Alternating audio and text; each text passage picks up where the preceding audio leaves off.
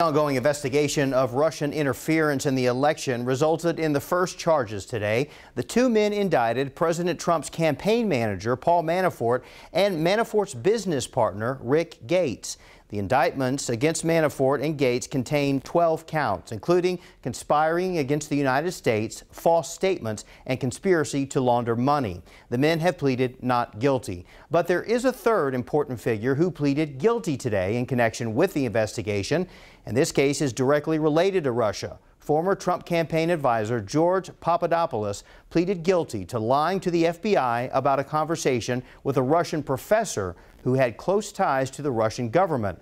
According to the filing, the two discussed in April 2016 that Moscow had dirt on Hillary Clinton in thousands of emails. But what does all of this mean? KVUE's Jenny Lee joins us now. And Jenny, you talked to two experts who break it down for us. Yeah, break it down politically and legally. Jim Henson with the Texas Politics Project says while we shouldn't expect today's charges to turn diehard Republicans against the president, we should expect things to heat up. Meantime, former U.S. Attorney Johnny Sutton says there's a chance George Papadopolous could get probation or may not face any jail time at all. It's pretty big news, obviously. Johnny Sutton isn't surprised by the 12 indictments for Paul Manafort and Rick Gates, the president's one-time campaign chairman and his business associate. The former U.S. attorney for the Western District of Texas says it will be an uphill fight. I imagine there'll be a pretty big battle. Sutton says they face up to 20 years in prison for charges like wire fraud and money laundering. That trial should start in about a year. For George Papadopolous, however, Sutton says the charges are minor. He faces up to 5 years in prison for lying to the FBI.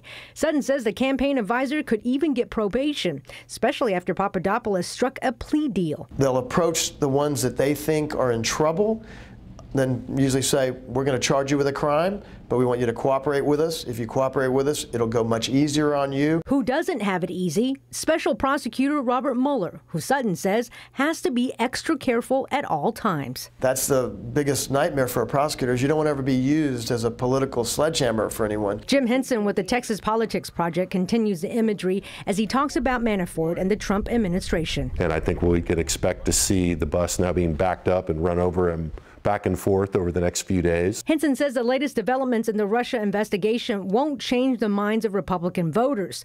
The question has always been, how far does the investigation need to go before that happens? It will take it getting closer directly to the president and his current inner circle before you begin to see significant partisan erosion, and we just don't know if or when that's going to happen.